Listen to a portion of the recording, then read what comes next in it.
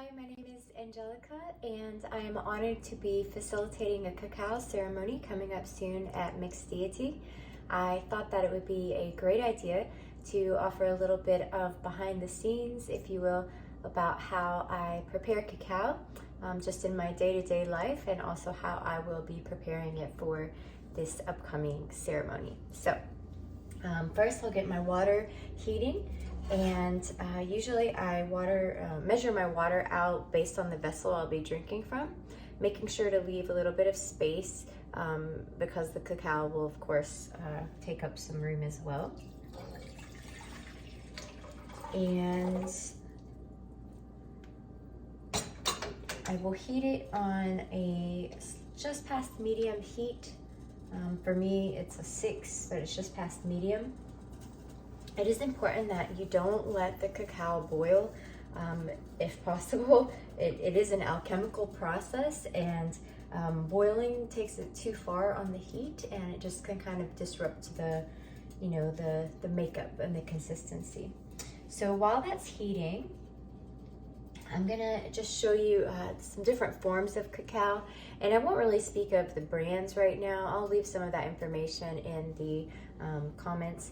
Or the information, but I just want to show you the types. So this is probably, I guess, would be the most traditional form, which is, it comes in block. So it's hand ground into a paste and then put into a mold and left to harden. And so what you do is you take the block and you chop away, cut at it, and you end up with a more manageable, meltable texture.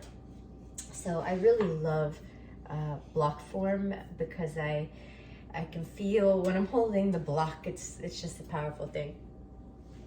This is another type that comes already ground into a powder for you, and there honestly really is no difference, as far as what you're drinking, if you chop it yourself or chop it or get it processed this way already.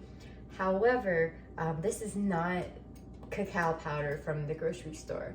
This is ceremonial cacao, and it is processed differently. So it really is important that you, if you want to work with it ceremonially, that you're working with the right type. Okay, and then finally we have the kind I'm going to be preparing today and also for the ceremony coming up, which comes in these discs. And so these discs are very easy to measure out, and they just melt really nicely, and it comes up in a pretty creamy texture. For the powder form for ceremony, I would usually have about 5 tablespoons, but you definitely are wise to start smaller and work your way up. It can have, physiological effects even in small amounts, and some people are more sensitive than others, so you definitely want to, again, start small and see how you feel and work your way up. And with the discs, I use about 15 discs, and while that is starting to melt, I'm also going to add in a couple of more ingredients. At a most simple base level, you're going to have water, but a lot of times I'll also do half water and half plant milk. Dairy milk can kind of negate the effects to a degree, and so can too much sweetener, so you just want to watch out for those things. Adding plant milk does make it a little more creamy and palatable, but I also love it just plain. Anyway, a little bit of cinnamon and a little bit of cayenne. Cayenne will help to activate the cacao, and the cinnamon is just a very traditionally included ingredient as well. And as you can see, it starts to melt down really quickly. And during this time, while it's just melting and I'm stirring, I would usually sing to the cacao. So I'll just do a quick song. this is a great time to just kind of infuse intentions. Just reflecting a moment. Okay. I'm just offering goodness. Goodness. Cacao, flow into my heart. Cacao, illuminate the stars within. Help me shine bright in the dark of night. Help me remember I am divine. Cacao, flow into my heart.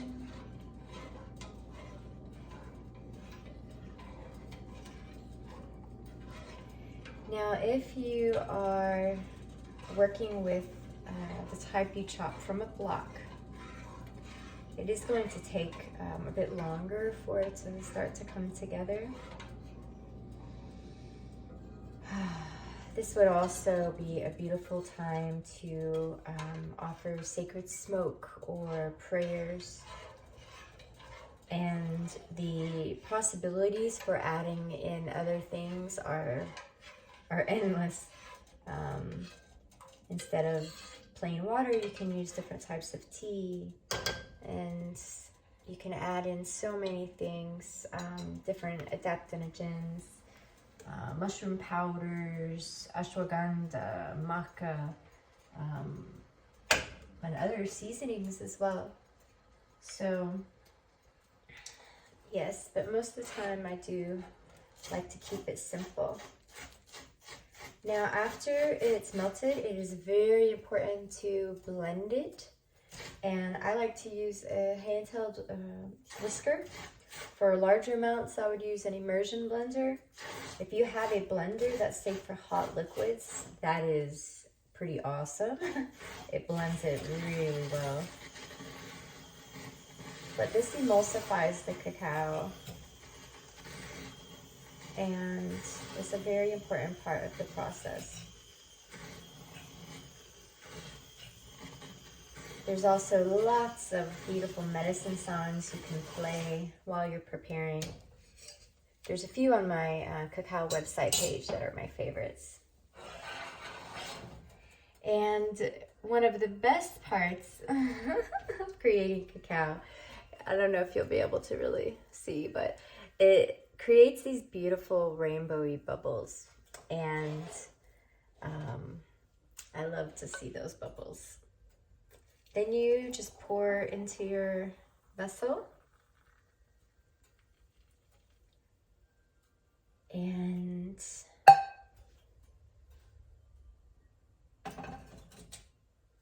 you know, from here, it's quite personal what you do, but as a final thought, you know, to always offer some gratitude and respect to the cacao. Also, maybe to consider offering a little bit to the earth, just by pouring a little out before you drink. Another thing I love to do is offer my breath, and just by breathing in, breathing out into the cacao, and then breathing it back in. It's quite a lovely thing to do before speaking or thinking your intentions and then beginning to drink. So I hope you, oh, and I left out one thing. Sorry. A little bit of maple. I haven't been drinking sweetener lately, so I forgot about that. But I will add that in and just quickly mix it up.